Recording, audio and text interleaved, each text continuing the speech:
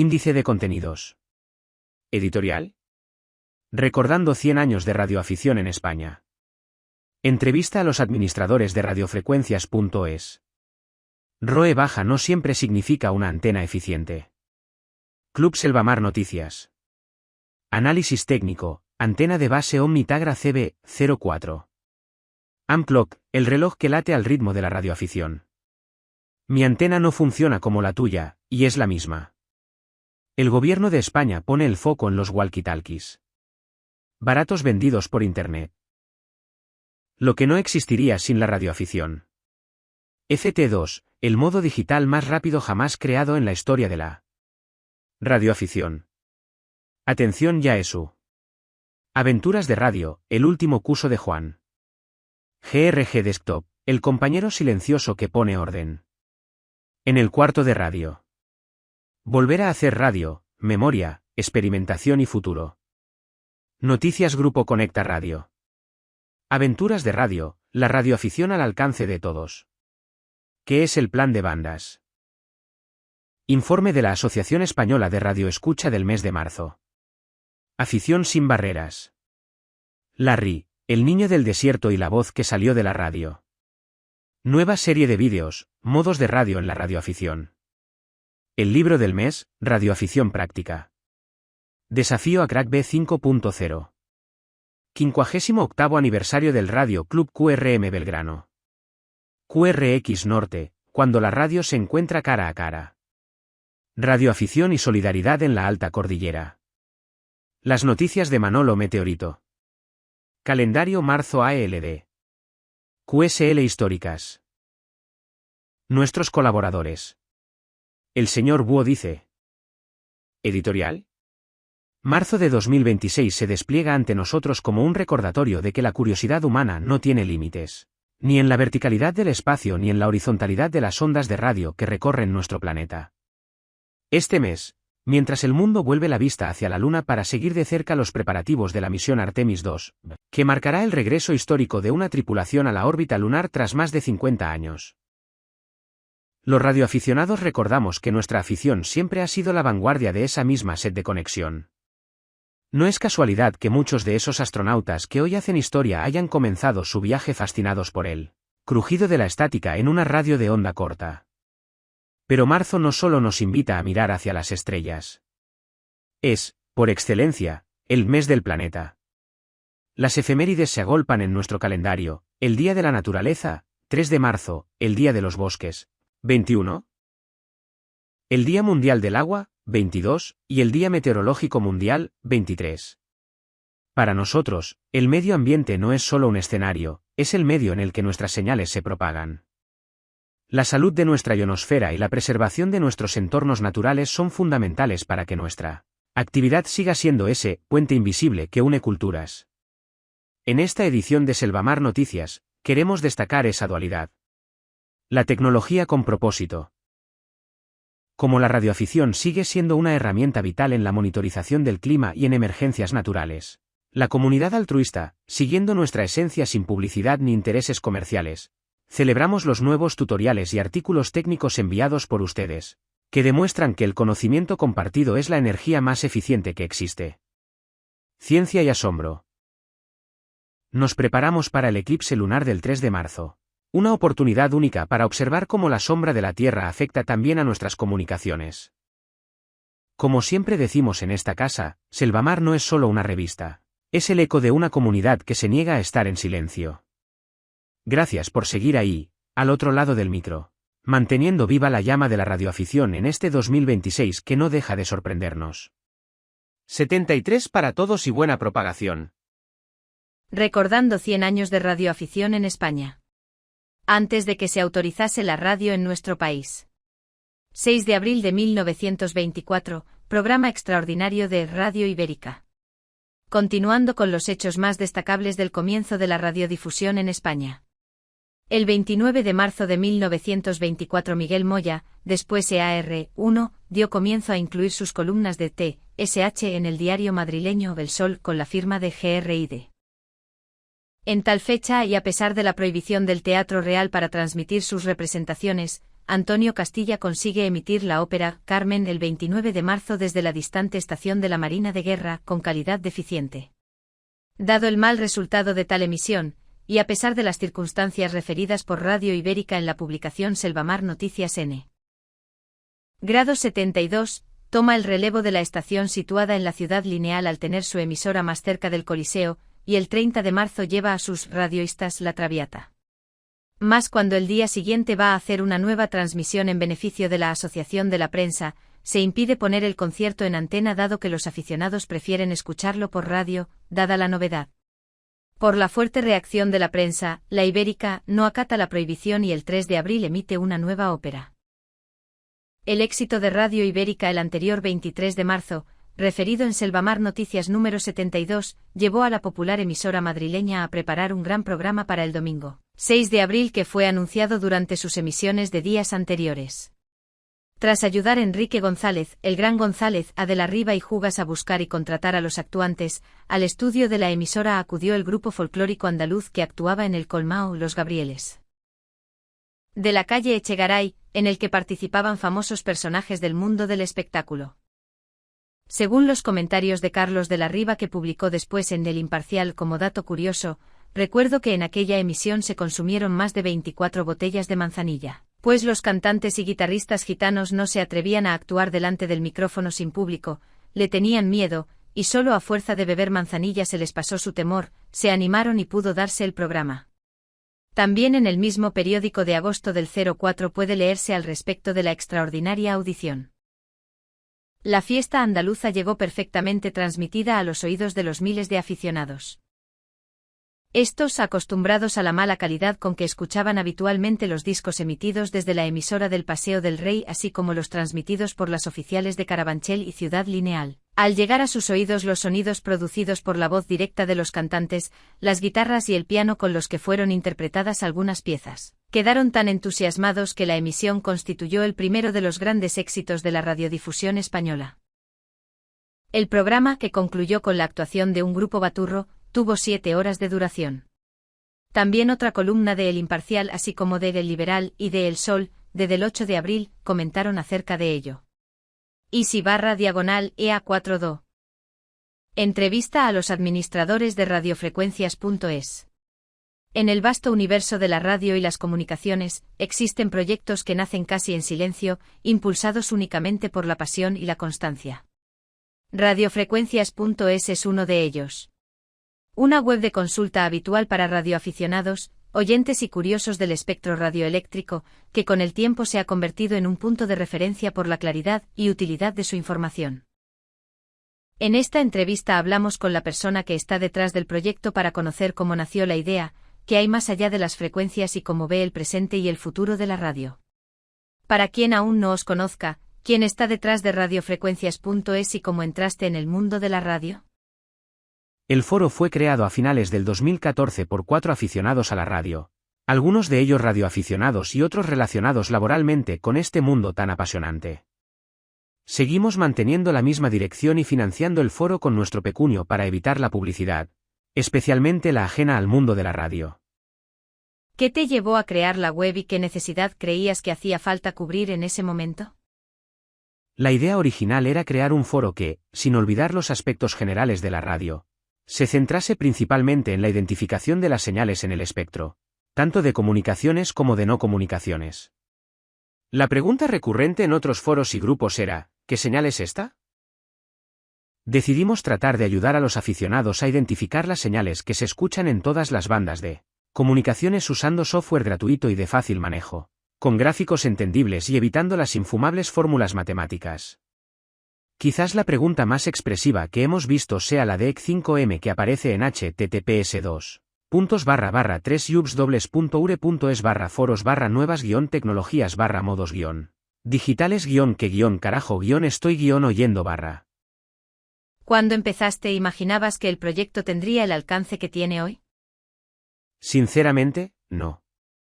Hoy tenemos más de 1.200 usuarios registrados, el registro es gratuito, y recibimos cerca de 10 millones de visitas al año, incluyendo los omnipresentes bots. Los usuarios registrados pueden acceder a parte de la información que no está visible para los visitantes, así como enviarnos grabaciones para su análisis. En este caso, solemos contactar con ellos por email para acordar los formatos y tiempos de grabación, así como otros parámetros de interés. ¿Cuál ha sido el mayor reto desde que radiofrecuencias.es está en marcha? En realidad, no ha habido grandes retos.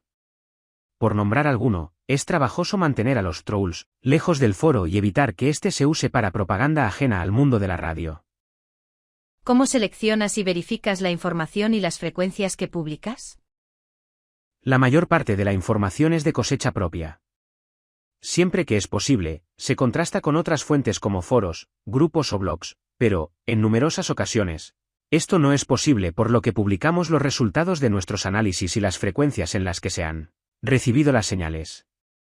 Si algún lector discrepa y tiene razón, corregimos el post correspondiente. Las frecuencias no son exactas debido a que solemos usar receptores de banda ancha y a que desconocemos si los receptores están calibrados o tienen desvíos importantes de frecuencia. En general, con los datos suministrados, el usuario puede sintonizar la señal si así lo desea. A menudo, la documentación sobre las señales que se publican está clasificada o no hay datos fiables disponibles. Por supuesto, por razones obvias, la información publicada es limitada para evitar conflictos con organismos oficiales o entidades privadas que desean mantener la confidencialidad de sus sistemas. Se dan casos en los que otros sitios nos citan como referencia y también casos en los que usan nuestra información, sin citarnos, lo que tampoco nos preocupa dado que el fin principal del foro es la divulgación de la información entre los aficionados. ¿Qué papel juega la comunidad en el crecimiento del proyecto? Para nosotros es importante que los aficionados se registren y participen en el foro.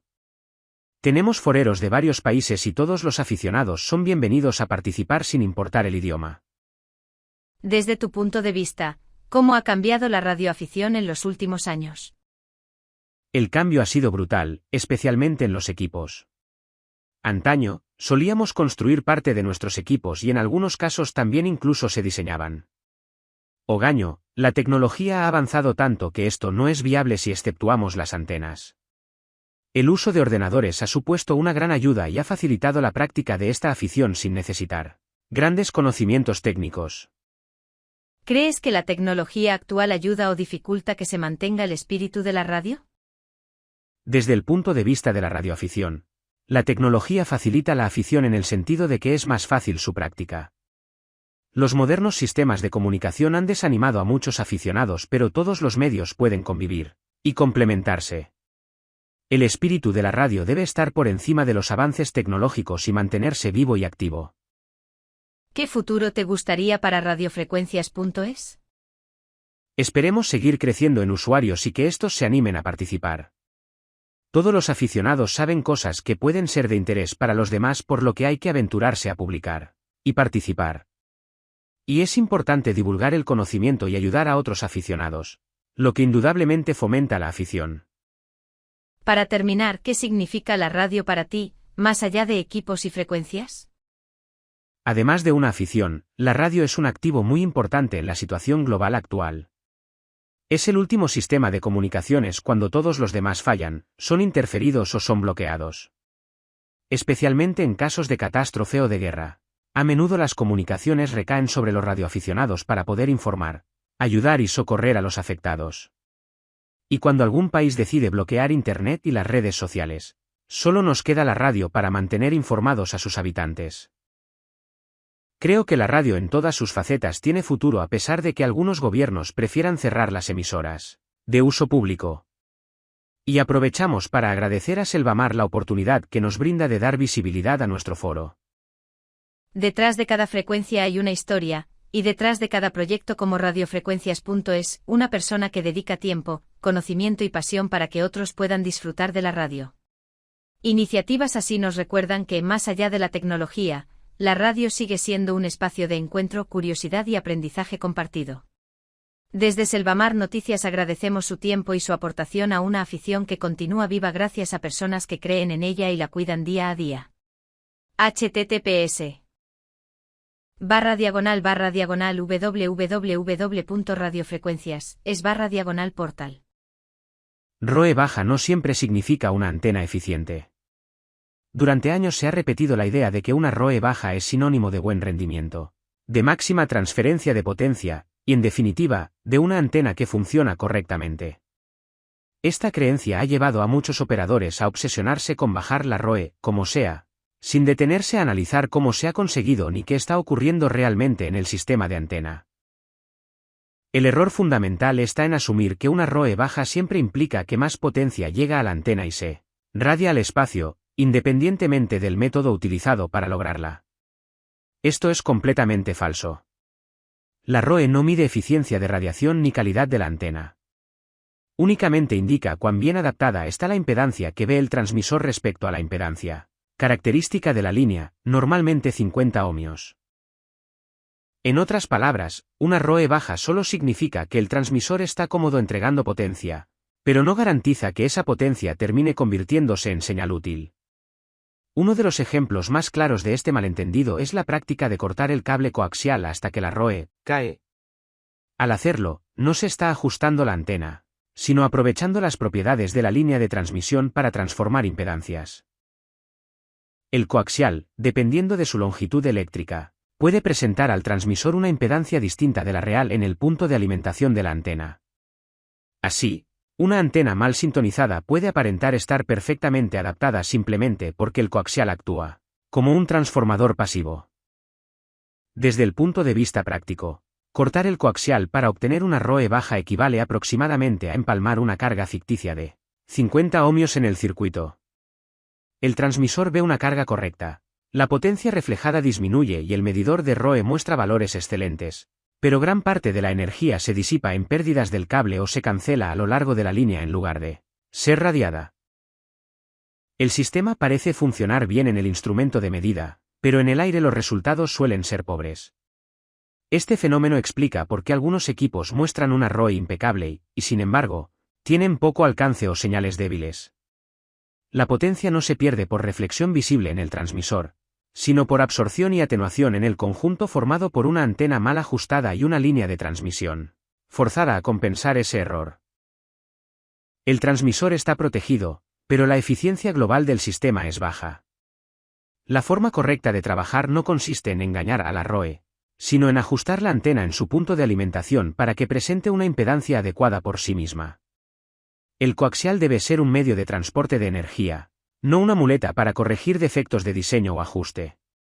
Cuando la antena está bien sintonizada, la ROE baja es una consecuencia natural, no un objetivo artificial. En radiofrecuencia no basta con mirar el número que marca el medidor. Una ROE baja lograda a base de cortar coaxial puede ser tranquilizadora para el transmisor, pero no convierte una mala antena en una buena. La verdadera eficiencia se consigue cuando la potencia entregada se transforma en radiación, no cuando simplemente desaparece sin que el instrumento se queje. Club Selvamar Noticias. Como ya sabéis, la revista Selvamar Noticias se ha caracterizado desde sus inicios por ser gratuita. Esto hace que muchas de las ideas requieran de un aporte económico del cual no disponemos, por lo que planteamos la idea de Club Selvamar Noticias. ¿Qué es el Club Selvamar Noticias?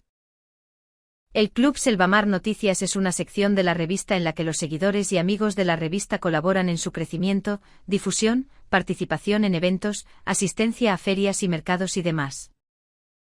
Se trata de un tipo de mecenazgo desinteresado y altruista gracias al cual la revista continuará siendo gratuita y libre, y podrá participar en actos culturales, científicos y de divulgación de nuestra afición, podrá también realizar concursos, actividades, retos, participar en ferias, mercados y eventos varios. ¿Qué consigo siendo del Club Selvamar Noticias? En primer lugar, estarás informado de actividades, noticias y otras muchas cosas del interés del radioaficionado. Como ya sabéis, la unión hace la fuerza y esta será una de las bazas para que los miembros del Club Selvamar Noticias puedan tener informaciones de primera mano, asesoramiento, colaboraciones y otras opciones que nos irá deparando el futuro. ¿Cuánto cuesta ser socio del Club Selvamar Noticias? Somos conscientes de que estamos pasando por una mala época económica y por ello hemos creído conveniente poner una cuota mínima anual de 5 euros. Evidentemente tiene un carácter voluntario. ¿Para qué se usarán las cuotas? En primer lugar, para establecer la revista legalmente en el lugar que le corresponde. para continuar con la difusión de la radioafición en ferias, mercados, eventos. Para poder seguir realizando concursos, actividades, retos, etc. ¿Cómo me puedo hacer del Club Selvamar Noticias? Tan sencillo como realizar una aportación mínima de 5 euros al número de cuenta que encontraréis en la página. https://selvamarnoticias.com/. Análisis técnico, antena de base Omni Tagra CB04. La Tagra CB04 es una antena base omnidireccional diseñada específicamente para la banda de CB, banda ciudadana, operando en el rango de 26 a 28 MHz fabricada por Antenas Tagra en Barcelona. Esta antena de fibra de vidrio está orientada a usuarios que buscan un equilibrio entre rendimiento de ganancia y durabilidad en exteriores. Especificaciones principales. Rango de frecuencia, 26 a 28 MHz, banda CB. Ganancia. 3 dB, lo que equivale a 5,15 dB. Potencia máxima, soporta hasta 300 vatios. Material, construcción en fibra de vidrio de color blanco. Longitud, 5,15 metros de altura total. Rendimiento y montaje. La antena presenta una polarización vertical y una impedancia de 50 ohm, estándar para equipos de radio de comunicación. Su diseño físico está preparado para condiciones climáticas exigentes, soportando vientos de hasta 180 km por hora y temperaturas desde los menos 40 grados hasta los 55 grados. Para el montaje, utiliza un conector tipo PL y se instala en mástiles con un diámetro de entre 0,025 y 0,045 metros. Incluye el soporte SIX-282 para facilitar su fijación. Guía de ajuste de frecuencia, SWR/ROE. Uno de los puntos clave de la CB04 es su sistema de ajuste manual para optimizar la relación de ondas estacionarias, RO. E/SWR. Según el manual, se logra un ajuste de 1,21, lo cual es excelente para proteger el transmisor. ¿Cómo ajustar la antena? El ajuste se realiza mediante una tuerca de ajuste de frecuencia ubicada en la base. El manual indica el siguiente procedimiento visual. Para banda alta, se debe girar la tuerca hacia la posición arriba UP. Para banda baja, se debe girar la tuerca hacia la posición abajo, down. Orden de montaje. Es crucial seguir el orden de los tramos, 1 al 4, y colocar las garras en los extremos para asegurar la integridad estructural. Más info.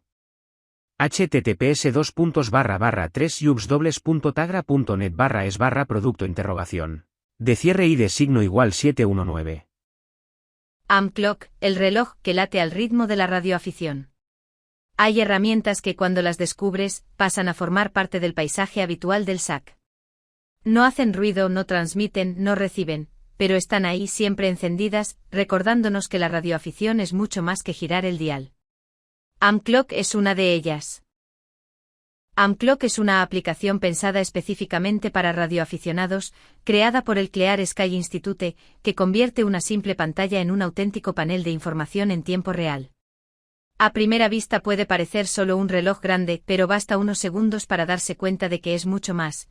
Es una ventana permanente al estado del planeta, del Sol y de nuestras posibilidades en radio. En una sola pantalla, Amclock muestra la hora UTC y la hora local.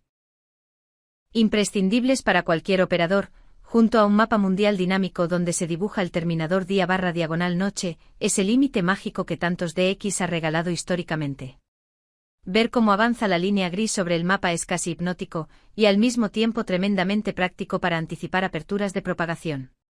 La información solar y de meteorología espacial ocupa un lugar destacado. Índices como el SFI, KPOA están siempre visibles, permitiendo al operador intuir de un vistazo si la banda va a estar viva o si el día viene torcido. A esto se suman predicciones de propagación basadas en WACAP, rutas recomendadas y datos que ayudan a decidir cuándo llamar, a quién y en qué dirección apuntar la antena. Amclock también presta especial atención al mundo satelital. La posición en tiempo real de los satélites, sus órbitas y los próximos pases convierten la pantalla en una ayuda valiosísima para quienes disfrutan de la radio más allá del HF tradicional. Todo está integrado de forma visual, clara y sorprendentemente intuitiva. Uno de los grandes atractivos de Amclock es su flexibilidad. puede ejecutarse en una Raspberry Pi conectada a una pantalla dedicada. Una solución muy popular en los Chucks modernos, pero también en sistemas Linux y macOS. Al ser software libre y de código abierto, permite un alto grado de personalización. Cada radioaficionado puede decidir qué información mostrar y cómo hacerlo, adaptando la pantalla a su forma de operar.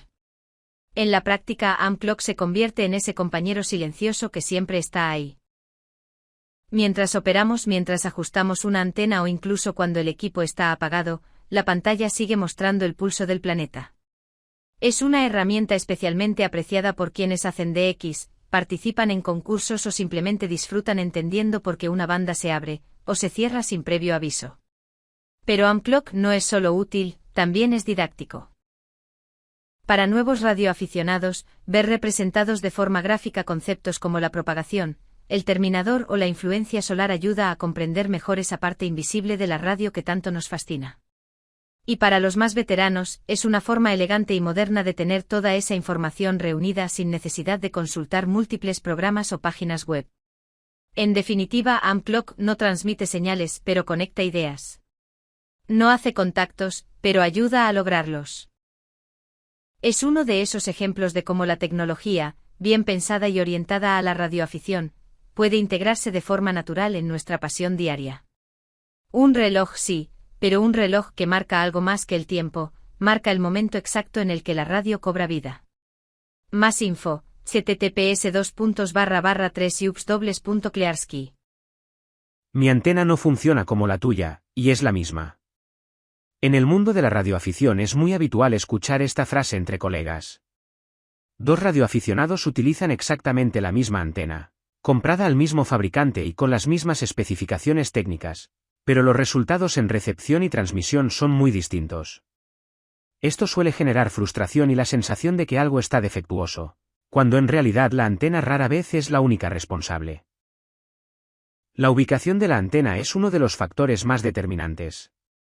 Una antena instalada a mayor altura, con mejor despeje del horizonte y sin obstáculos cercanos como edificios, árboles o estructuras metálicas, tendrá un rendimiento notablemente superior. Incluso pequeñas diferencias en la posición o en la orientación pueden marcar varios decibelios de diferencia, especialmente en HF y VHF. El entorno también juega un papel clave. El ruido eléctrico procedente de fuentes domésticas, líneas eléctricas, equipos electrónicos o instalaciones industriales puede afectar seriamente la recepción. Dos antenas iguales, pero en entornos con niveles de ruido diferentes, ofrecerán experiencias completamente distintas, sobre todo en bandas bajas. Otro punto crítico es el sistema de alimentación. La calidad y longitud del cable coaxial, así como el estado de los conectores, influyen directamente en las pérdidas de señal. Un cable viejo, mal crimpado o demasiado largo puede arruinar el rendimiento de una antena perfectamente diseñada. En radioafición, a veces la diferencia entre una buena señal y una mediocre está en un simple conector. La adaptación de impedancias y el ajuste de la ROE también son fundamentales. Una antena mal ajustada no solo transmite peor, sino que puede generar pérdidas y afectar al equipo. Dos antenas iguales, pero con ajustes distintos, no están trabajando de la misma manera, aunque externamente parezcan idénticas. El equipo de radio y su configuración tampoco deben pasarse por alto. Diferencias en sensibilidad, filtros, preamplificadores, potencia de salida o ajustes de software influyen en el resultado final. Una antena puede parecer mejor, simplemente porque el transceptor está mejor configurado o es más adecuado para esa banda y modo de operación. Finalmente, la experiencia del operador cuenta. Saber cuándo y cómo operar, elegir el momento adecuado según la propagación, comprender el comportamiento de la banda y ajustar correctamente la estación son habilidades que marcan la diferencia. En radioafición, dos antenas iguales pueden contar historias muy distintas según quién las utilice y cómo estén integradas en la estación. En conclusión, cuando una antena de radioaficionado no funciona como la de otro colega, aun siendo la misma, la explicación casi nunca está en la antena en sí, sino en todo lo que la rodea. La antena es solo el punto visible de un sistema mucho más complejo donde cada detalle cuenta. El gobierno de España pone el foco en los walkie-talkies baratos vendidos por Internet. El gobierno de España ha puesto en el punto de mira a los walkie-talkies de bajo coste que se venden a través de plataformas online como AliExpress, especialmente aquellos que rondan los 20 euros y se anuncian como equipos de gran alcance o de uso profesional. Lo que para muchos usuarios puede parecer un simple dispositivo de ocio o comunicación ocasional, para la Administración se ha convertido en un problema creciente relacionado con la seguridad, la legalidad y el uso indebido del espectro radioeléctrico. La preocupación del Ejecutivo a través del Ministerio para la Transformación Digital y de la Secretaría de Estado de Telecomunicaciones surge tras analizar cientos de anuncios de este tipo de dispositivos. Según los datos manejados por el propio gobierno, una gran parte de los walkie-talkies que se comercializan en estos marketplaces no cumple con la normativa europea vigente. Muchos carecen del marcado CE obligatorio, no están correctamente homologados y, lo que es más grave, pueden emitir en frecuencias no autorizadas en España. El problema no se limita a una simple cuestión administrativa. Estos walkie-talkies baratos suelen ofrecer potencias de emisión superiores a las permitidas para equipos de uso libre y permiten operar fuera de la banda PMR 446, que es la única reservada en Europa para este tipo de dispositivos sin licencia. Al hacerlo pueden provocar interferencias en comunicaciones críticas, afectando potencialmente a servicios de emergencia, seguridad o comunicaciones oficiales. Desde el punto de vista legal, el Gobierno recuerda que el espectro radioeléctrico es un recurso público y su uso está estrictamente regulado. El empleo de equipos no autorizados o que incumplen las condiciones técnicas establecidas puede dar lugar a sanciones contempladas en la Ley General de Telecomunicaciones. Estas sanciones no solo afectan a vendedores o importadores, sino también a los usuarios finales que hagan uso de estos dispositivos de forma irregular, pudiendo implicar multas económicas y la incautación de los equipos. El mensaje que lanza el Gobierno es claro: el hecho de que un walkie-talkie esté a la venta en una plataforma online no significa que sea legal utilizarlo en España. El bajo precio y las promesas de largo alcance no justifican el riesgo de interferir comunicaciones esenciales ni de exponerse a sanciones. Por ello, las autoridades insisten en la importancia de verificar que cualquier equipo de radiocomunicación cumpla con la normativa europea, esté correctamente homologado y opere únicamente en las frecuencias autorizadas para uso libre. Esta advertencia no pretende demonizar la radiocomunicación ni el uso recreativo de walkie-talkies, sino poner de relieve un problema real derivado de la venta masiva de dispositivos no conformes. En un mercado cada vez más globalizado, el control sobre este tipo de productos se vuelve más complejo, y el Gobierno busca concienciar al ciudadano de que, en materia de radiofrecuencia, lo barato puede salir muy caro. Lo que no existiría sin la radioafición. Hay cosas que hoy damos por sentadas y que, sin saberlo, nacieron gracias a la radioafición. No llevan su nombre grabado, no suelen aparecer en los libros de historia tecnológica, pero están ahí, funcionando cada día. La radioafición ha sido, desde sus inicios, un laboratorio abierto al mundo, un espacio donde la curiosidad, la experimentación y la pasión por comunicar empujaron los límites de lo posible. Sin la radioafición, las comunicaciones modernas no serían lo que son. Muchas técnicas de transmisión, diseños de antenas y estudios sobre la propagación de las ondas se probaron primero en estaciones de radioaficionado, a menudo construidas con pocos medios pero con enorme ingenio. Antes de que existieran grandes centros de investigación, ya había personas experimentando desde un cuarto, un garaje o una buhardilla. Internet, tal y como lo entendemos hoy, tampoco habría llegado de la misma forma ni con la misma rapidez. El packet radio, desarrollado y utilizado por radioaficionados, permitió transmitir datos por radio y sentó las bases conceptuales de las redes digitales. Mucho antes de que hablar de estar conectados fuera algo cotidiano, la radioafición ya había creado redes invisibles uniendo personas a través del aire. La exploración espacial también tiene una deuda silenciosa con la radioafición. Los primeros satélites de radioaficionados demostraron que no hacía falta ser una gran potencia para comunicarse con el espacio. Aquellos pequeños proyectos, impulsados por entusiasmo más que por presupuesto, ayudaron a consolidar tecnologías que hoy se usan en satélites profesionales. Sin la radioafición, la cultura del hazlo tú mismo tecnológico sería muy distinta. Soldar, ajustar, probar, equivocarse y volver a empezar forma parte de su ADN. De ahí surgieron vocaciones, ideas y una manera de entender la tecnología no como algo cerrado, sino como algo vivo y mejorable. En situaciones de emergencia, cuando las redes convencionales fallan, la radioafición sigue presente. Terremotos, inundaciones, incendios o apagones han demostrado una y otra vez que, cuando todo se apaga, la radio sigue hablando. Sin esa capacidad de comunicación alternativa, muchas coordinaciones no habrían sido posibles y muchas ayudas habrían llegado tarde. Pero más allá de la tecnología, hay algo todavía más profundo que no existiría sin la radioafición. La sensación de comunidad global antes de que el mundo fuera digital. Mucho antes de las redes sociales, la radioafición ya conectaba personas de países, culturas e idiomas distintos, unidas únicamente por el deseo de comunicarse. Voces lejanas, señales débiles cruzando océanos, confirmaciones recibidas desde lugares inimaginables. Y quizás ahí esté su mayor legado. La radioafición no solo creó avances técnicos, creó emoción, paciencia, respeto y humanidad en el aire. Sin ella, el mundo estaría conectado de otra manera, pero sería, sin duda, un poco más silencioso. Por EA3 y AZ Manel Carrasco. Fe de erratas. En relación con la publicación anterior sobre la operación P5RS7, Corea del Norte 1992/93, esta redacción desea aclarar que dicha activación nunca fue aceptada por el programa de XCC de la ARRL. Tras una revisión exhaustiva de la documentación presentada, el Comité de Diplomas de la ARRL determinó en febrero de 1996 la descalificación de Romeo Stepanenko basándose en la regla 12, ética de la operación, y la regla 13 del programa de XCC, concluyendo que la operación P5RS7 se realizó con documentación falsificada y fuera del territorio autorizado.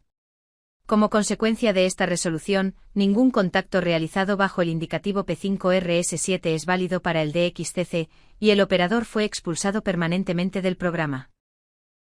Lamentamos la confusión que esta información haya podido generar entre nuestros lectores y reafirmamos nuestro compromiso con la rigurosidad histórica y técnica en nuestras publicaciones. En los últimos años, la radioafición digital ha vivido una auténtica revolución. Modos como FT8 y FT4 han demostrado que es posible realizar contactos incluso cuando la propagación es pobre, el ruido domina la banda o las señales apenas asoman por encima del umbral de lo audible. Sin embargo, mientras FT8 se ha consolidado como el rey de la sensibilidad, un nuevo modo aparece en escena con una ambición diferente, no busca llegar más lejos, sino hacerlo mucho más rápido. Ese modo se llama FT2, y según su documentación técnica, estamos ante el sistema digital más veloz jamás desarrollado para radioafición. No se trata de una idea teórica ni de una propuesta experimental sin pruebas. El documento afirma que el primer contacto mundial se completó el 16 de febrero de 2026, con QSOs verificados en 40 y 80 metros. El dato que más llama la atención es su estructura de trabajo. FT2 opera con ciclos de transmisión y recepción de solo 3,8 segundos, permitiendo completar un QSO completo en aproximadamente 11 segundos. Esto lo convierte en un modo 4 veces más rápido que FT8 y 2 veces más rápido que FT4. Las pruebas presentadas se realizaron utilizando WSJTX V3.0.0, RC1 en una versión modificada para soportar FT2. En 40 metros, por ejemplo, se registró un QSO con una relación señal/diagonal ruido de menos 12 decibelios y un desfase temporal de T de 0,6 segundos. En 80 metros, los contactos se completaron con valores de SNR muy altos, más 11 y más 12 decibelios, con QSO registrados en 7 y 11 segundos. El documento insiste en que los registros estaban sellados con hora UTC, reforzando la credibilidad del World First. A nivel técnico, FT2 mantiene el espíritu de la familia FT, pero acelera el sistema al límite. Utiliza modulación 8 GFSK con 8 tonos, espaciados aproximadamente 17 Hz, y conserva la carga útil típica de 77 bits. Para la corrección de errores recurre al conocido LDPC 174,91, el mismo esquema que ha demostrado su eficacia en FT8 y FT4. Donde FT2 rompe la baraja es en su velocidad de símbolos y su ancho de banda. El documento indica una tasa de aproximadamente 33 baudios y un ancho de banda cercano a los 150 Hz. Como resultado, su sensibilidad se sitúa alrededor de -12/13 dB, lejos del menos 21 decibelios de FT8, pero suficiente en escenarios de señal fuerte. La comparación con FT8 y FT4 resulta contundente. Mientras FT8 trabaja con ciclos de 15 segundos y FT4 con 7,5 segundos, FT2 reduce esa ventana a solo 3,8 segundos. En tiempo de QSO, la diferencia es todavía más evidente. FT8 necesita cerca de un minuto para completar un contacto estándar. FT4 ronda los 30 segundos y FT2 baja hasta los 11 segundos. Traducido a ritmo de trabajo, el documento estima que FT2 podría alcanzar aproximadamente 240 QSOs por hora, duplicando a FT4 y cuadruplicando a FT8. Eso, en el mundo real, significa una herramienta potencialmente brutal para situaciones donde el tiempo lo es todo. Y ahí es donde FT2 encuentra su terreno natural. El documento destaca como escenarios ideales las Despeditions, especialmente en modo Fox/Hound, donde los PIL-UPS masivos requieren máxima eficiencia. Según el análisis, el Fox podría trabajar entre 3 y 5 señales simultáneas, aumentando drásticamente el rendimiento frente a FT8. También se menciona el uso en concursos digitales, como sustituto moderno de RTTY, donde la velocidad de contacto determina el resultado final. Incluso se apunta a un uso interesante en VHF/UHF para señales fuertes, como una alternativa digital rápida en entornos locales o regionales donde la sensibilidad extrema no es necesaria. Pero FT2 no pretende ser un modo universal, y el propio documento lo deja claro. Se desaconseja su uso en señales por debajo de menos 14 decibelios, en trayectos difíciles como M o propagación marginal, en escenarios QRP extremos o en bandas donde el espacio espectral sea limitado. Con 150 Hz por señal, FT2 no es precisamente estrecho, y además exige una precisión de reloj superior. El documento menciona una tolerancia de +/- 50 ms, más estricta que en FT4 y FT8. Es el precio de la velocidad. Detrás de este desarrollo aparece el nombre de U8LMC, Martino, desde San Prisco, Italia, junto al equipo de Ari Caserta. El documento atribuye el decodificador al proyecto Decodium 2.0 y reconoce el uso de WSJTX como base de software, además de citar a Joe Taylor K1JT y Steve Franke K9an como autores del protocolo original, sobre el que se inspira la familia FT. Un detalle curioso y muy actual es que también se menciona el uso de herramientas de IA como apoyo en el desarrollo. FT2, en definitiva, no llega para destronar a FT8, sino para ocupar un espacio que hasta ahora estaba vacío, el de la radioafición digital ultrarrápida. En un contexto donde las bandas están abiertas, las señales son fuertes y el volumen de estaciones es enorme, FT2 podría convertirse en una herramienta histórica. El documento lo resume con una frase rotunda: 3 estaciones. 2 bandas. Un modo que no existía antes. Y con ello lanza un mensaje claro. FT2 es real, ha sido probado en el aire, y podría marcar un antes y un después en la forma de entender los contactos digitales. Más info, https://ampass.com/ft2. Atención Yaesu. Si alguien tiene en mente adquirir cualquier equipo y accesorio de la marca Yaesu, que lea antes lo que a continuación voy a escribirles. Es la experiencia de los fans y usuarios de la marca nipona. Yaesu FT5D, pagar precio premium por experiencias de prototipo. En los últimos tiempos da la sensación de que Yaesu ha cambiado el orden lógico del desarrollo, primero se lanza el producto y luego, si eso, ya se pulen los fallos sobre la marcha.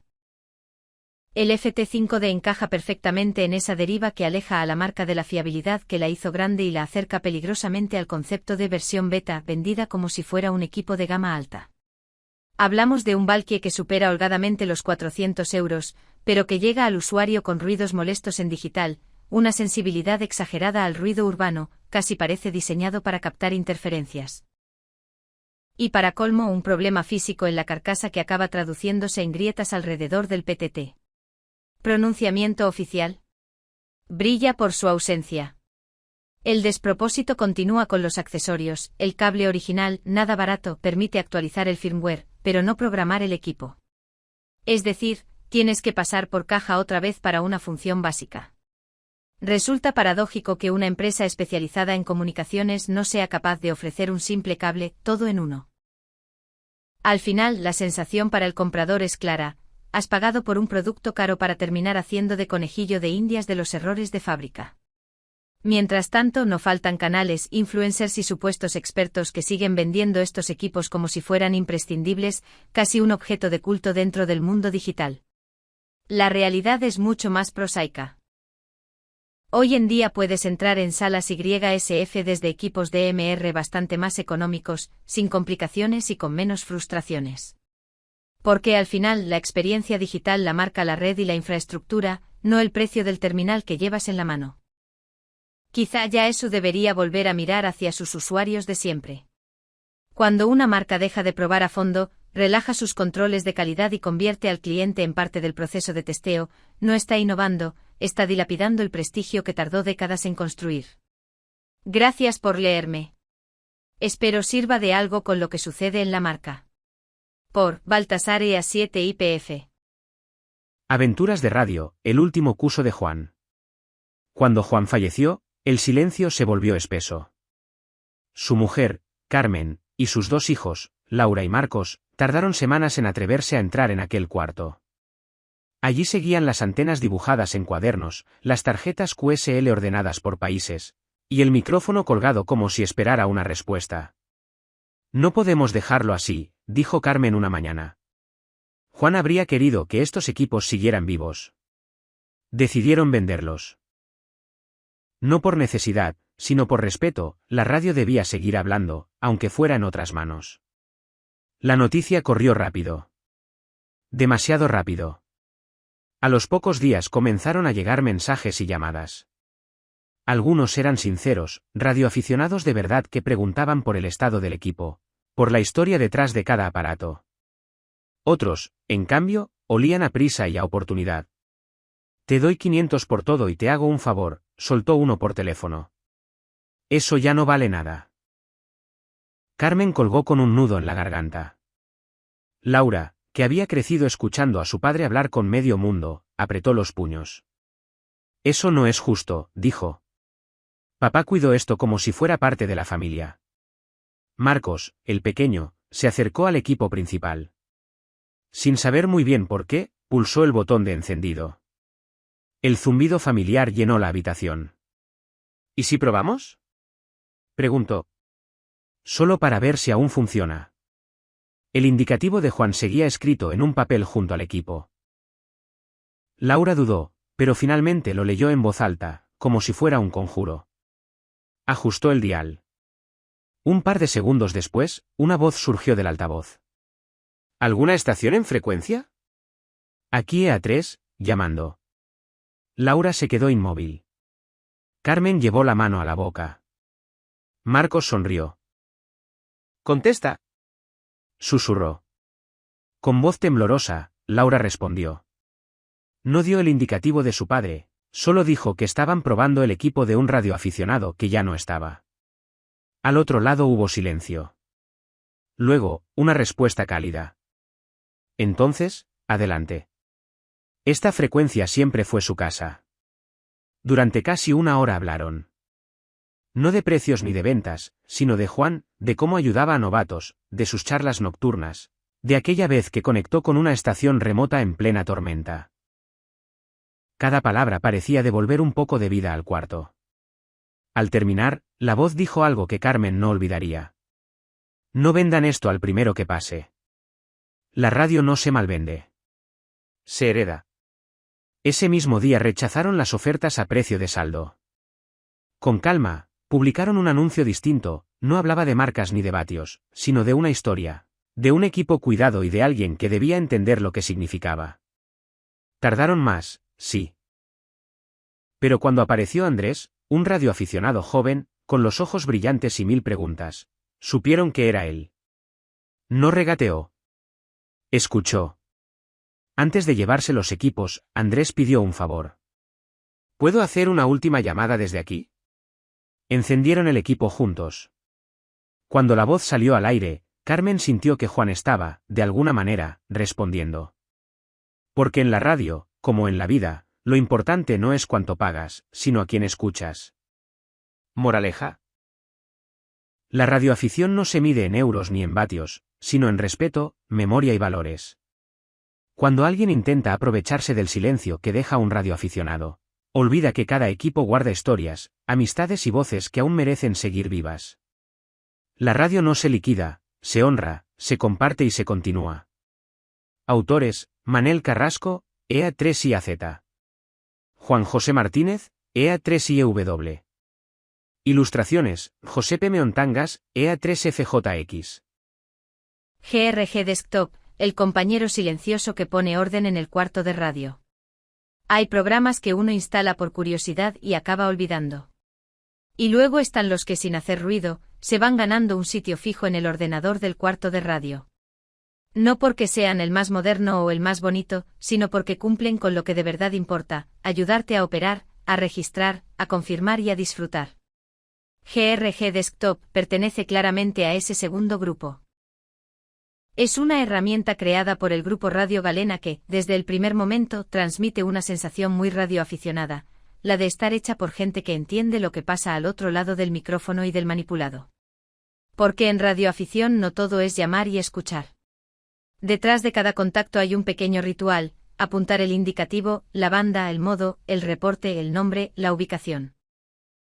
Y si uno es de los que se lo toma en serio, también la confirmación, la QSL, el historial, la estadística y esa satisfacción tan particular de ver cómo el log crece con los años. El problema llega cuando ese crecimiento empieza a volverse un caos: hojas sueltas, programas que no se entienden entre sí, importaciones a medias, campos perdidos, y esa sensación de que tu historial de radio está repartido en demasiados sitios. GRG Desktop aparece precisamente para evitar eso. Su planteamiento es claro: convertir el libro de guardia en el centro de mando de la estación. Un lugar donde no solo se registren QSOs, sino donde todo tenga sentido, esté ordenado y sea fácil de consultar. Lo interesante es que el programa no se limita a ser una tabla donde guardar datos, sino que incorpora funciones pensadas para el uso real, para el operador que hace radio cada día, que participa en concursos, que activa, que confirma, que opera en digital o que simplemente quiere llevar su estación con cariño y con método. Registrar un contacto es rápido y natural. El operador introduce el indicativo y el programa se encarga de acompañar el proceso, ofreciendo avisos útiles, detectando duplicados y facilitando el acceso a información previa. Esto puede parecer un detalle menor, pero cualquiera que haya operado en serio sabe que esos pequeños avisos, en el momento justo, evitan errores y hacen la operación más cómoda. Y lo mejor es que lo hace sin entorpecer. No es un software que te obligue a seguir un camino rígido, sino uno que se adapta al ritmo de la estación. Otro punto importante es la compatibilidad con formatos conocidos, especialmente ADIF, que sigue siendo el idioma común entre los programas de log. Gracias a ello, GRG Desktop permite importar y exportar contactos con facilidad, algo imprescindible hoy en día. Muchos radioaficionados han cambiado de software a lo largo de los años, y lo que más temen es perder su historia. Porque un log no es solo un registro, es memoria. Es el reflejo de lo vivido en HF, VHF o UHF, de las aperturas, de las noches largas, de los DX esperados, de los concursos y de las activaciones especiales. Y un buen programa debe respetar esa memoria. GRG Desktop también se toma en serio la parte de las confirmaciones. En un mundo donde conviven QSL físicas y plataformas digitales, disponer de una herramienta que permita controlar el estado de cada contacto es una gran ventaja. Saber que está pendiente, que ya está confirmado, que falta por enviar o que ya se recibió, ayuda a mantener ordenado ese segundo log, que en realidad todos llevamos, el de las confirmaciones. Para muchos esa parte es casi tan apasionante como hacer el contacto en sí. Y como no podía ser de otra manera en un programa pensado para operadores actuales, GRG Desktop incluye opciones relacionadas con modos digitales y con el control del transceptor. Esto significa que el log no tiene por qué ser algo aislado, sino que puede integrarse en la operación real. El programa puede trabajar con sistemas de control CAD mediante OmniRake, permitiendo leer frecuencia y modo directamente desde el equipo. Quien ha operado así sabe lo que supone. Menos errores, más rapidez y un flujo de trabajo mucho más cómodo. Además, hay un detalle que no todos los programas contemplan y que habla muy bien de la ambición del proyecto: la posibilidad de trabajar en red, con configuraciones tipo máster y esclavo. Esto lo convierte en una opción interesante para concursos, estaciones compartidas o actividades donde hay varios operadores. No es algo que necesite todo el mundo, pero cuando se necesita, se agradece enormemente que esté disponible. En resumen, GRG Desktop no es solo un libro de guardia. Es una herramienta pensada para acompañar al radioaficionado, para darle orden, para facilitar la operación y para mantener viva la historia de cada estación. Y eso, en el fondo, es lo que muchos buscamos, un programa que no sea una complicación más, sino un aliado silencioso. Uno de esos que se quedan, porque funcionan, porque ayudan y porque están hechos con espíritu de radio.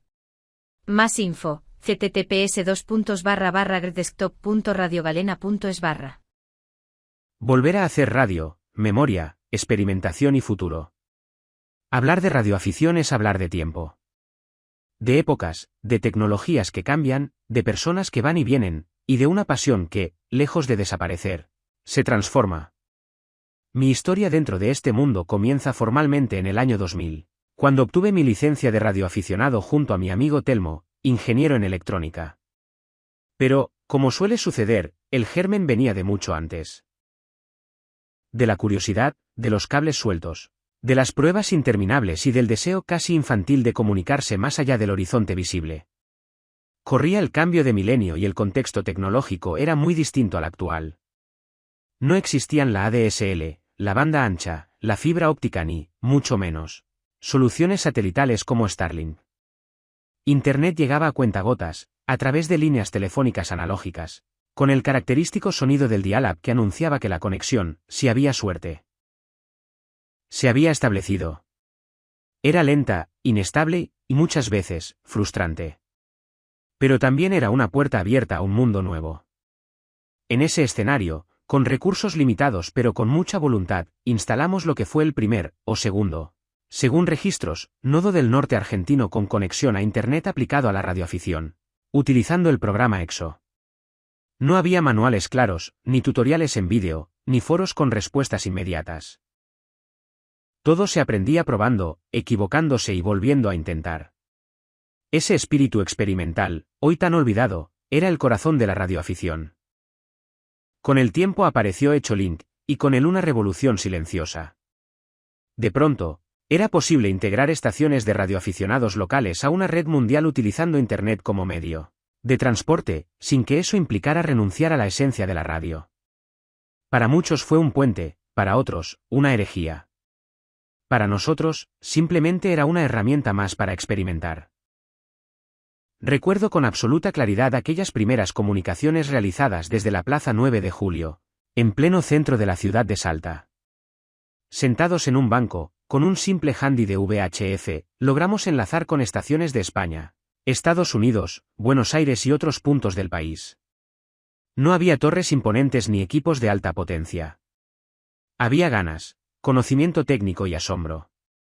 Como era de esperarse, no tardaron en llegar las críticas.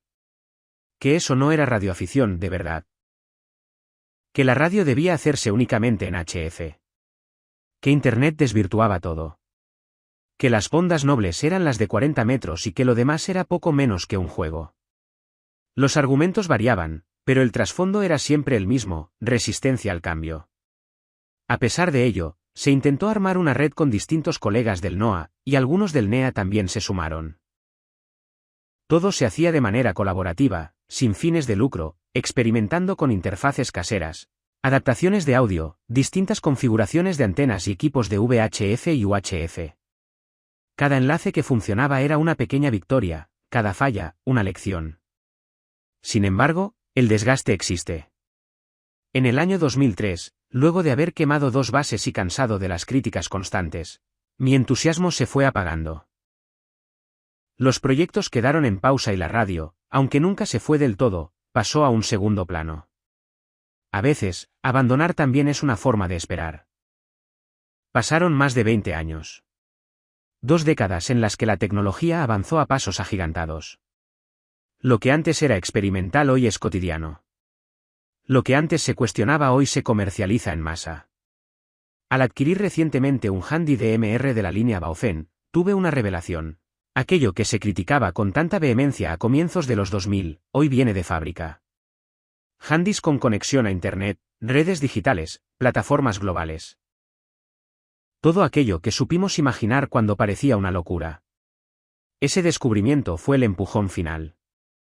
Con la ayuda invaluable del colega César Lu1 NCD, la licencia de mi compañera Lu5 OIJ Juliana y mis antiguos equipos, decidimos volver a habilitar un enlace. No había expectativas desmedidas, solo la curiosidad intacta. La sorpresa fue enorme. En pocas horas comprobamos que muchos colegas ya utilizan estas multiplataformas de forma habitual. En apenas 12 horas logramos comunicaciones con España, Israel, Cuba, Colombia, Italia, Buenos Aires, Santiago del Estero y, por supuesto, con colegas de Salta. La emoción fue la misma que aquella vez en la plaza, pero con la madurez que dan los años y la certeza de estar haciendo algo correcto. Porque vale la pena decirlo con todas las letras, esto también es radioafición. No es una desviación, no es una amenaza, no es una moda pasajera. Es una evolución. La propia definición de radioaficionado lo deja claro. Es toda persona interesada en la radiotecnia que realiza estudios, pruebas y experimentación sin intención de lucro. No dice nada sobre modos permitidos o tecnologías legítimas. Dice curiosidad, estudio y prueba.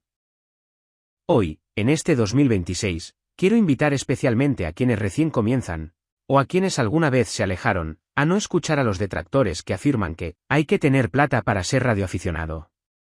Esa idea no solo es falsa, sino que atenta contra la esencia misma de nuestra actividad. Con un simple handy y la ayuda desinteresada de alguien que habilite un nodo, ya se puede disfrutar plenamente de la radioafición. No todos podemos tener grandes estaciones, torres imponentes o equipos de última generación. Y no pasa nada. También se puede aprender, jugar, experimentar y divertirse con un handy vivanda. La radioafición no es una competencia de poder económico, es un espacio de conocimiento compartido. Volver a experimentar es volver a jugar. Es volver a equivocarse. Es volver a sorprenderse. Y, en nuestro caso, fue también volver a ubicar a Salta en el mapa del VoIP, el DV y las comunicaciones por Internet, demostrando que desde el interior del país también se puede innovar. Pero más allá de lo técnico, hubo algo profundamente humano en este regreso. Ver que todo funcionaba, el abrazo y la mirada cómplice con Juli, fue uno de los momentos más intensos y emotivos que viví como radioaficionado. Confirmó que la ayuda desinteresada todavía existe, que el espíritu solidario sigue vivo y que la radio, en el fondo, sigue siendo un puente entre personas. Hoy disfrutamos del link Lu5 OIJL, conectado al sistema multiprotocolo del colega César Lu1 NCD, a quien agradecemos profundamente por su apoyo y generosidad.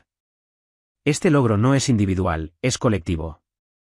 El DMR, por ahora, quedará guardado, ya que no disponemos de una repetidora para tal efecto. Pero eso es solo un detalle técnico. La radio no se guarda. La radio sigue. Cambia de forma, de modo y de soporte, pero sigue siendo ese espacio donde el conocimiento se comparte y la distancia se acorta. Porque, al final, hacer radio es eso, comunicarse, experimentar y disfrutar. Y mientras eso siga ocurriendo, la radioafición estará más viva que nunca. Jorge. Lu9 OTA. Noticias Grupo Conecta Radio. Inicio de 2026. Iniciamos el año 2026 con ilusión y renovadas ganas tras el pequeño parón vacacional de las fiestas navideñas. Retomamos nuestras actividades habituales y, como no, nuestras esperadas salidas mensuales, siempre marcadas por el compañerismo, la radio y el disfrute técnico que nos caracteriza. El pasado mes de enero supuso el regreso a nuestras salidas QRP, una modalidad que continúa apasionándonos por el reto que implica lograr contactos con baja potencia. En esta ocasión, la actividad comenzó sobre las 4H UTC, trabajando principalmente en las bandas de 10, 15 y 20 metros, dentro de nuestras habituales operaciones en HF. La ubicación elegida fue una de nuestras zonas frecuentes en el norte de la isla de Tenerife, seleccionada por su cercanía, su buena accesibilidad para los compañeros que salían del trabajo y por tratarse de un lugar abierto, amplio y próximo al mar, lo que siempre favorece la propagación y facilita los contactos con otros continentes. En la actividad participaron los siguientes miembros: EA8DKW Jesús, EA8CIG Quique, EA8CKU Abraham, EA8 CAZ Carmelo y SBLEA 8 GCR01 Antonio. El equipamiento fue sencillo pero efectivo, una antena telescópica de HF, China Antena Red y el equipo ICOM 706 MKI, transmitiendo en esta ocasión con 50 vatios. A pesar de ello, logramos realizar varios QSO fuera de nuestras fronteras, contactando con estaciones de EA1, EA3, EA5, EA6, OE6, XE1 y LU8, entre otras. Además, dedicamos parte de la jornada a los satélites, modalidad que sigue despertando gran interés entre nosotros. Tuvimos la oportunidad de escuchar el pase de la Estación Espacial Internacional, intentando realizar contacto con Valkyrie y antena portátil, lo que añadió un atractivo especial a la actividad. Como siempre, no faltaron la tertulia, el picoteo y el buen ambiente, ingredientes ya clásicos en nuestras salidas y que hacen que cada jornada sea tan agradable como enriquecedora. Con esta primera salida del año reafirmamos nuestro compromiso de seguir compartiendo radio, experiencias y buenos momentos a lo largo de todo 2026. Seguimos conectados en el aire. Saludos 73 y hasta la próxima. Carmelo, EA8 CAZ. Grupo Conecta Radio. Aventuras de radio, la radioafición al alcance de todos. Son una recopilación de historias reales y fascinantes sobre la radioafición, escritas por y para amantes de este mundo. ¿Qué encontrarás en este libro? Historias basadas en hechos reales.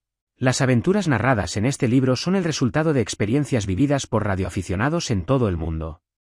Desde comunicaciones en situaciones extremas hasta encuentros inesperados a través de las ondas, encontrarás una gran variedad de relatos que te harán sumergirte en este apasionante hobby.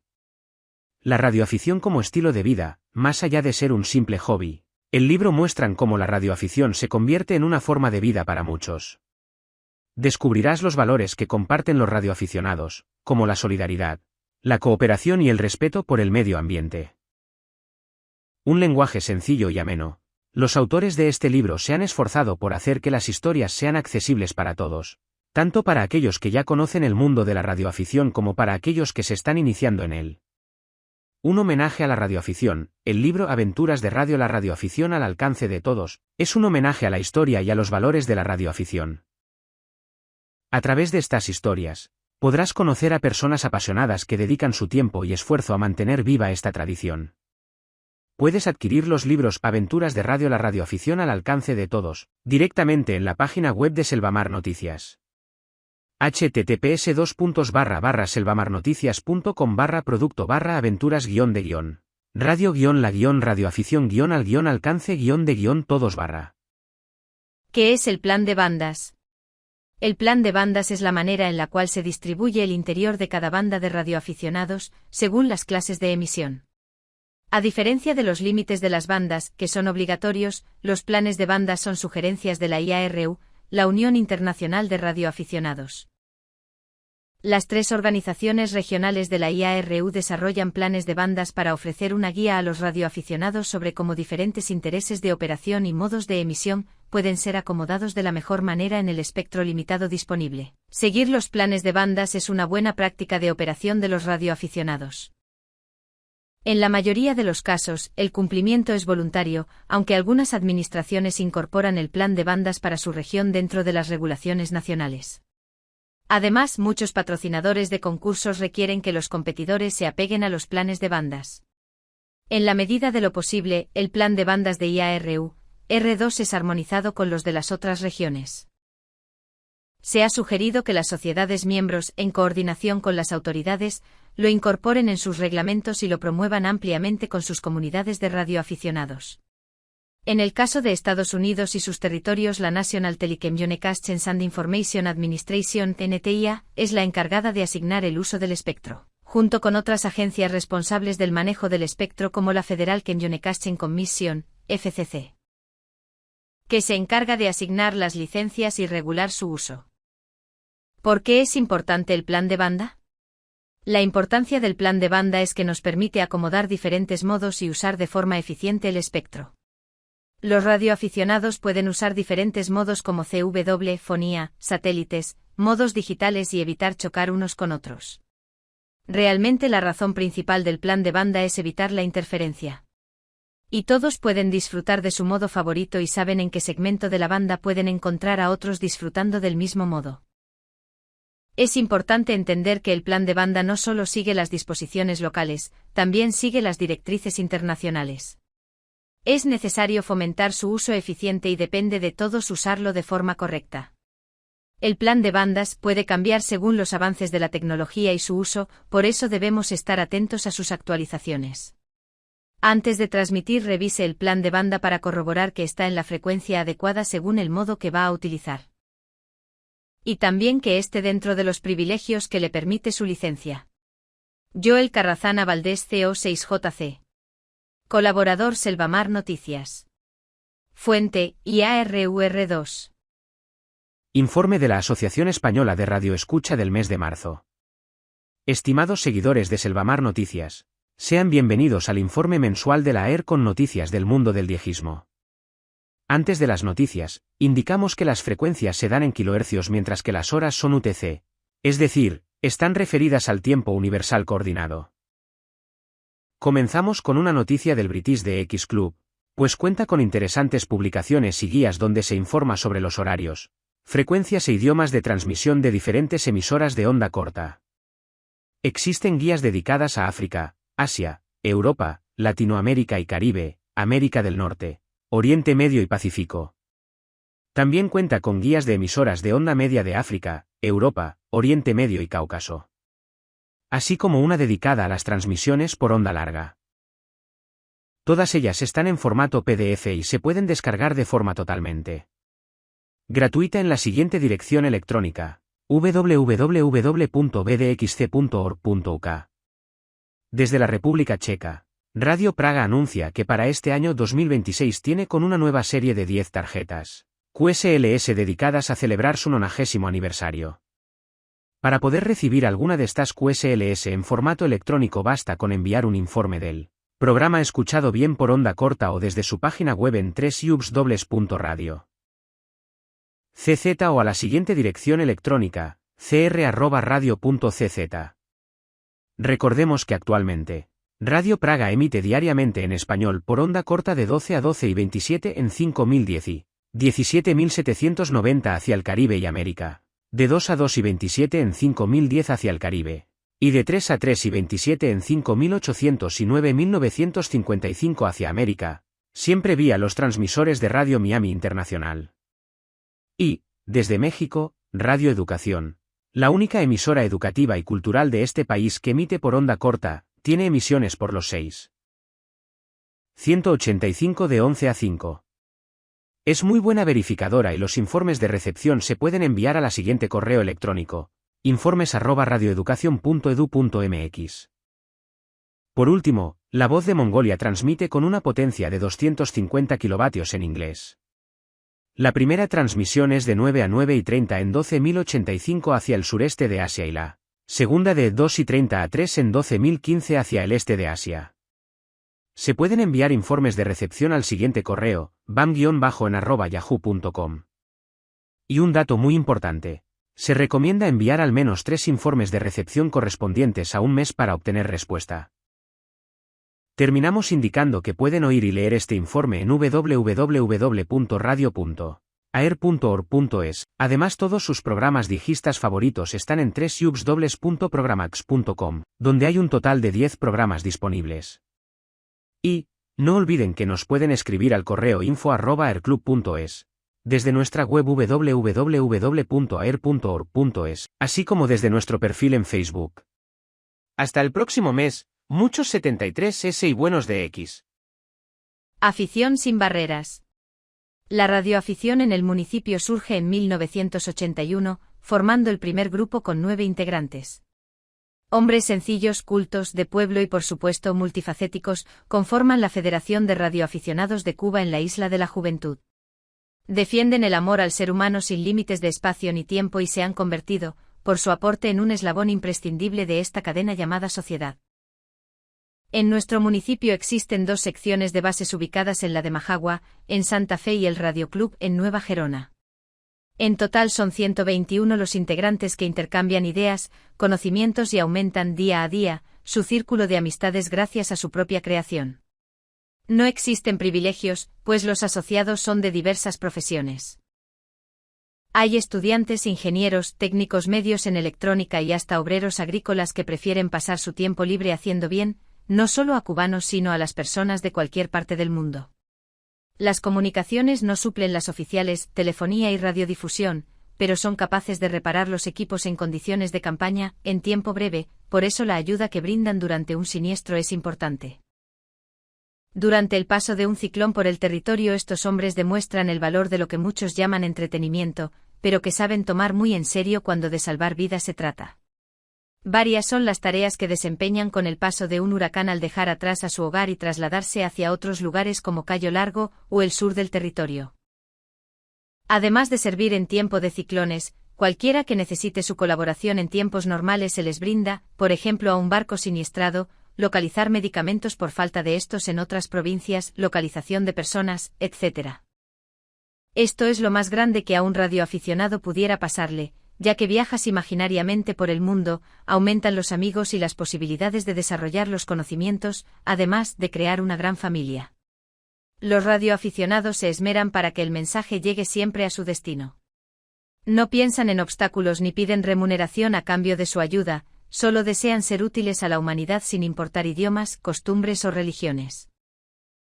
La mayor garantía es mantener las comunicaciones. Ricardo, CO4RC. Desde la Isla de la Juventud. Celebrando la identidad paraguaya. Sábado 28 de febrero de 2026. En Paraguay, el último sábado de febrero no es un día cualquiera. Es el Día Nacional del Tereré, una celebración que honra mucho más que una simple bebida refrescante. El tereré, esta infusión de yerba mate con agua fría y yerbas medicinales, representa el corazón de nuestra identidad cultural y la esencia misma de ser paraguayo. Cuando el sol del verano paraguayo calienta nuestras calles, no hay nada más característico que ver a familias y amigos reunidos en el patio, compartiendo una ronda de tereré. Esta tradición, que data de tiempos ancestrales, trasciende las barreras sociales y une a todo un país bajo el ritual del compartir. El tereré no es solo una bebida, es un momento de pausa, de encuentro y de conversación. Es el compañero inseparable del trabajador bajo el sol ardiente, el aliado perfecto de las tertulias familiares y el símbolo de nuestra hospitalidad. En cada sorbo de tereré se encuentra la historia viva de nuestro pueblo, la sabiduría de nuestros antepasados y la promesa de mantener vivas nuestras tradiciones. En este día especial, celebramos no solo una bebida refrescante, sino un elemento fundamental de nuestra identidad cultural que nos distingue y nos enorgullece como paraguayos. El tereré es más que una costumbre, es el lazo invisible que nos conecta como pueblo y nos recuerda quiénes somos. La agrupación 67 Zulú Papa celebra el Día del Tereré como ya es costumbre, este año, el sábado 28 de febrero, otorgando EQSL especial para los participantes y certificados para los que sobresalgan. https://67zulupapa-certificados.blogspot.com/ Uoribeshi. ZP6CA, 67 ZP646. https://zp6ca.blogspot.com/ Larry, el niño del desierto y la voz que salió de la radio. El desierto de Estados Unidos no solo es un paisaje de arena, silencio y calor extremo. También es el escenario de algunas de las leyendas urbanas más inquietantes del país. Una de las más persistentes y misteriosas es la historia de Larry, un niño que, tras sufrir un accidente en el desierto, logró comunicarse por radio con una emisora antes de desaparecer para siempre. Según la leyenda, Larry viajaba con su familia. O en algunas versiones, solo, por una carretera secundaria del suroeste de Estados Unidos, generalmente ubicada en Arizona, Nevada o California. Un fallo mecánico o un accidente provoca que el vehículo quede inutilizado en medio del desierto. Las condiciones son extremas, temperaturas sofocantes durante el día, frío intenso por la noche y kilómetros de terreno árido sin señales de vida. Lo que convierte esta historia en algo extraordinario ocurre horas o días después del accidente. Larry consigue activar una radio, a veces descrita como una radio CB y otras como un transmisor de onda corta, y logra contactar con una emisora o con radioaficionados.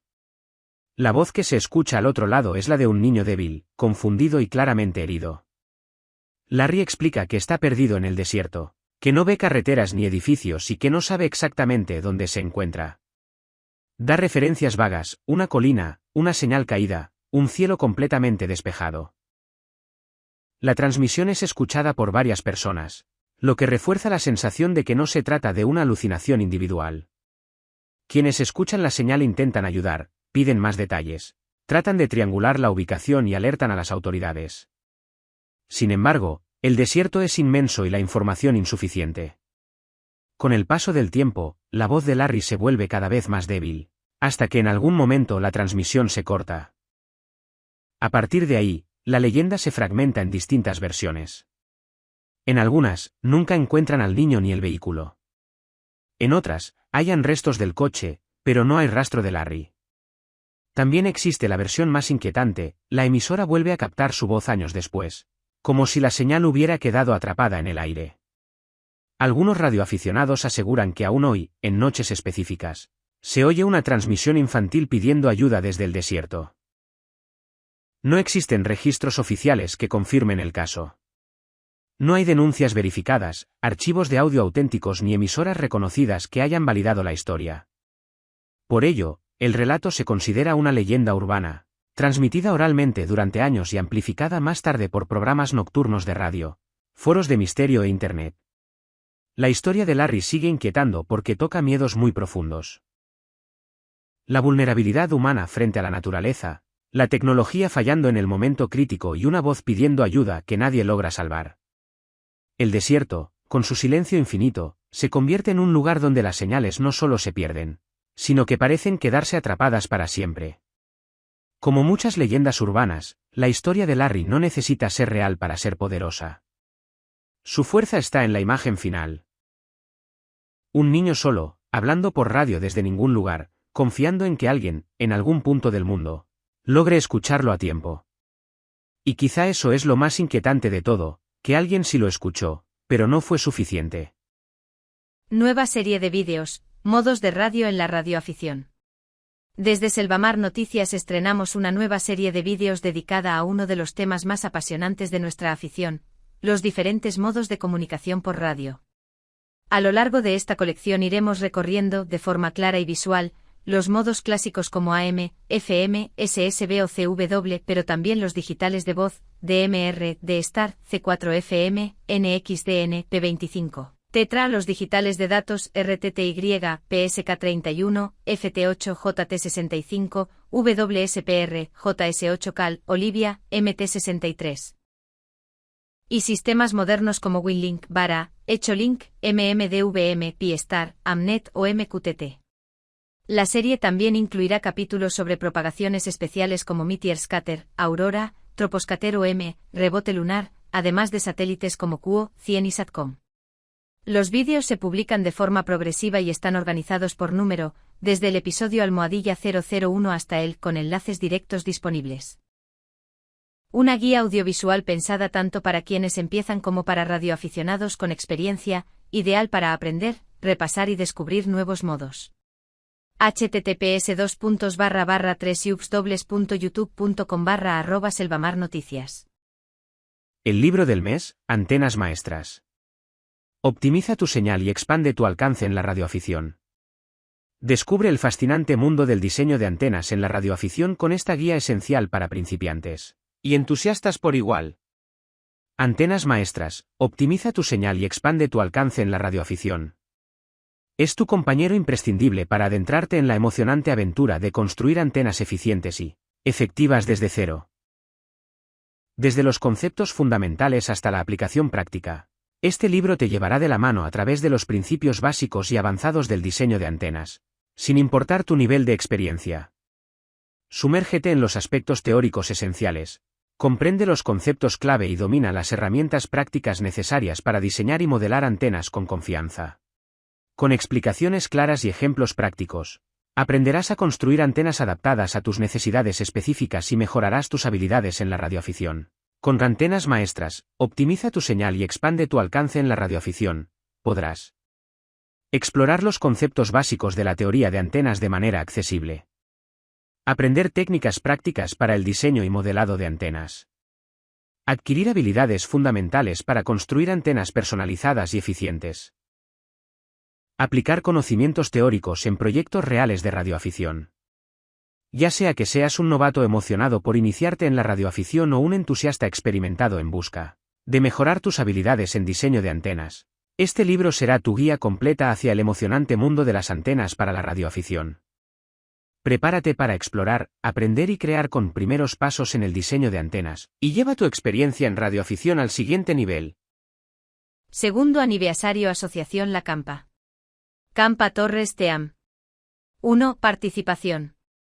Puede participar cualquier radioaficionado con licencia en vigor. 2. Fecha de inicio. 13 de marzo del 2026 a las 12 UTC.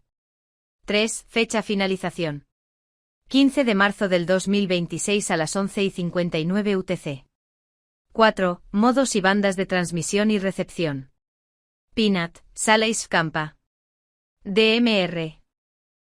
Red Brandmeister TG 21433 Provincial de Asturias, Red ADN Systems TG 21472 La Campa, Red DMR Central TG 21472 La Campa. Red HIF TG 21472 TG La Campa, Red System XDMR TG 21472 La Campa.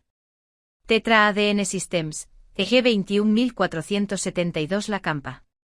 D-Star, DCS 051 C La Campa. DMR Plus, Master IPSC2, EA Hotspot 21472 La Campa. Boardlink, Reflector YSF número 00008 Sala 15 La Campa. 40 30 20 17 15 12 10 SSB, FT 8 FT 4. Más info, https://teamcampa.gimdofree. Con // próximas actividades / aniversario ACLC //. Cuando decimos radioafición, es para todos. En la Asociación Radioaficionados Unidos RAU, hay una máxima, premisa, prioridad, motivación, filosofía, práctica, costumbre, característica y podríamos definirla aún más.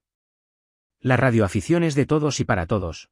Y cooperar para que otros conozcan este maravilloso hobby y hagan parte de él. Es parte de la pasión que vinimos los radioaficionados en RAU. Por eso este viernes, 20 de febrero como radioaficionados Red de Emergencia Urabá, de RAU, nos reunimos con representantes del gremio de transporte de mototaxi, Servimoto en Chigorodó. Hicimos algunas pruebas con ellos, les contamos y explicamos el proceso para obtener la licencia del Mintic.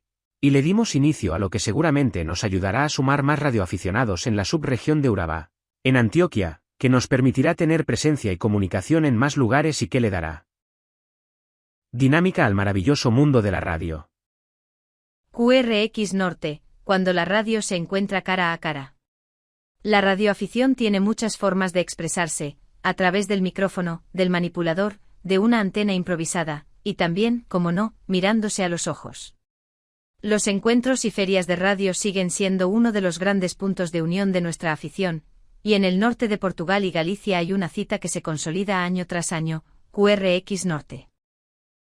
Este encuentro se celebra en la Escola Secundaria Francisco de Holanda, en Guimaraes, un lugar que durante la jornada se transforma en punto de reunión para radioaficionados, radioescuchas, curiosos y familias enteras.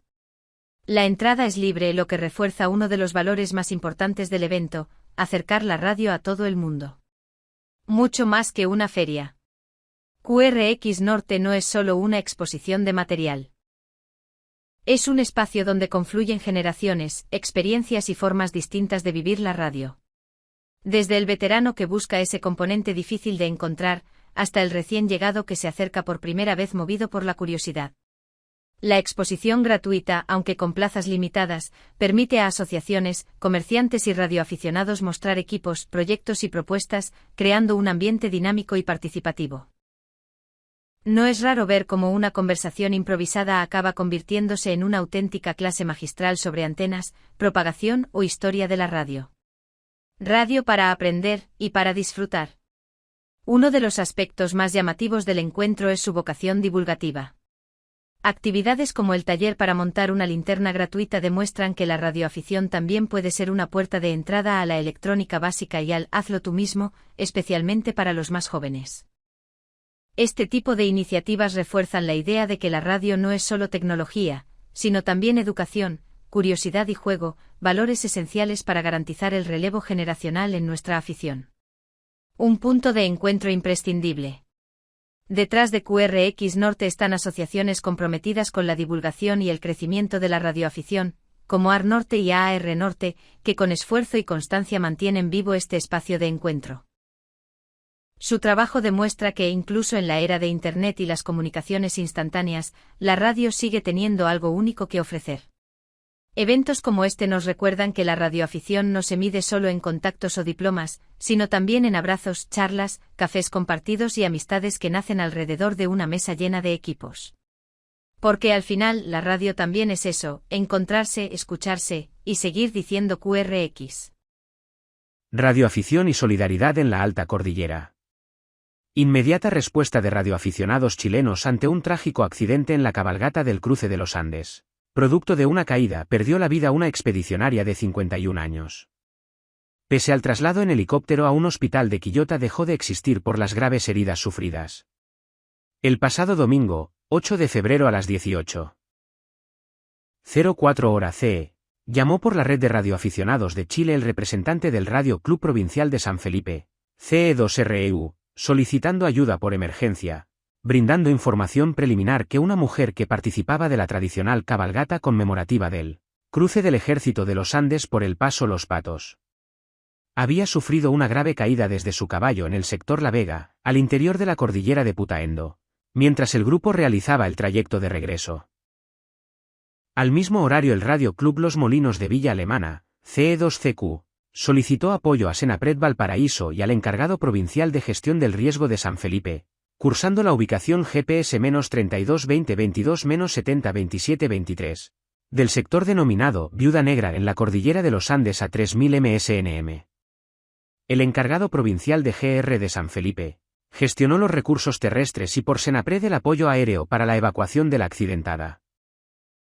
Por su parte, Carabineros de Chile coordinó el despacho de un helicóptero de la Prefectura Aeropolicial. Mientras tanto, operadores del Radio Club Los Molinos de Villa Alemana mantuvieron la coordinación con personas de la expedición en la cordillera mediante enlace del Radio Club Provincial San Felipe, retransmitiendo la información oficial de la autoridad de Senapred y de PP. Personal de primeros auxilios realizó reanimación cardiorrespiratoria hasta que pudo llevarse a cabo la evacuación aeromédica. Producto de la gravedad de sus lesiones, la expedicionaria fue trasladada en helicóptero hasta el Hospital Biprovincial de Quillota, recinto asistencial donde lamentablemente se confirmó su fallecimiento pese a los esfuerzos del equipo médico. Fue identificada como María Isabel Villalobos Valle, de 51 años, vecina de la comuna de Panquehue, reconocida deportista, casada, madre de una hija. Por Carlos Almirón Luz 7 DSY. Las noticias de Manolo Meteorito. 17º Congreso de la ECBF. El pasado 17 de febrero se reunía en formato mixto, presencial y telemático, el Consejo de la ECBF, Federación Europea de Banda Ciudadana, en Benidorm. En este encuentro se valoró el histórico de medidas y trabajos realizados de esta federación en los últimos 4 años, así como concretar la próxima fecha de su 17º Congreso y el orden del día, del que emanarán las medidas y actuaciones a seguir por este. Este congreso, que se celebra cada 4 años, será de nuevo en Bruselas los próximos días 9 y 10 de mayo. Esta reunión del Consejo fue presidida por Óscar Espallargas, que de forma interina ostenta la presidencia, ya que el presidente electo Martijn Verhoeven cesó por razones de salud hace unos meses. La ECBF es una federación formada íntegramente por asociaciones y federaciones europeas, que tiene por finalidad, entre otras, la de representarnos en los organismos europeos relacionados con nuestra actividad lúdica en la banda ciudadana, contribuir a que los estándares de comunicaciones no nos afecten en nuestro servicio, expandir y mantener una norma única con los 4 vatios en AM y FM y 12 en SSB, conservar los 27 MHz para la banda ciudadana y evitar el intrusismo para otros servicios que no sean los propios a los usados hasta el momento y aplicar cualquier mejora que haga de la banda ciudadana una actividad de ocio atractiva y útil al resto de los ciudadanos. Cacería en Móstoles. Convocan a esta cacería las estaciones José Pulgoso, Sergio V, Laura Dorado, Rocío Princesita, Goyo DJ Silven y Rubén Caldera. Esta se realizará el próximo sábado día 7 de marzo en la localidad de Móstoles con un encuentro previo a las 9:30 para conocerse, intercambiar experiencias y técnicas de localización de balizas y señales y lo más importante, vitaminar antes de la prueba de radiogoniometría. La cacería dará comienzo a las 22 horas y partirá de la calle Agustín de Betancourt, muy próxima al centro de exámenes de la DGT y al Hospital Rey Juan Carlos I de esta localidad. Tienen programados al menos 3 zorros a 3 tiros cada uno, la inscripción es gratuita y el premio asegurado para cazadores A será el de una jornada muy divertida. Se ruega prudencia y buen ánimo en el juego. Desafío a Crack B 5.0. La Asociación Cultural Radioaficionados Costa Blanca pone en marcha el 5º concurso Desafío a Crack B, como siempre, para dar a conocer parte de nuestro patrimonio histórico, nuestro entorno y, como no, para fomentar la radioafición.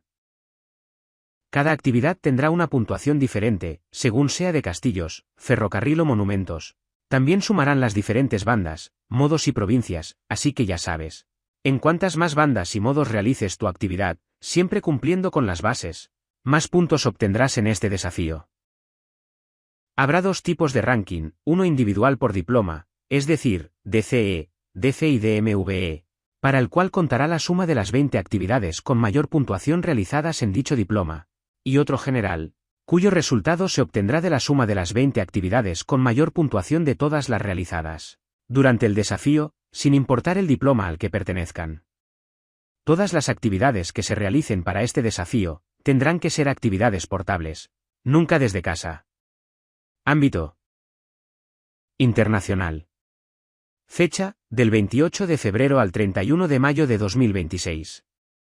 Más info, Desafío a Crack B 5.0.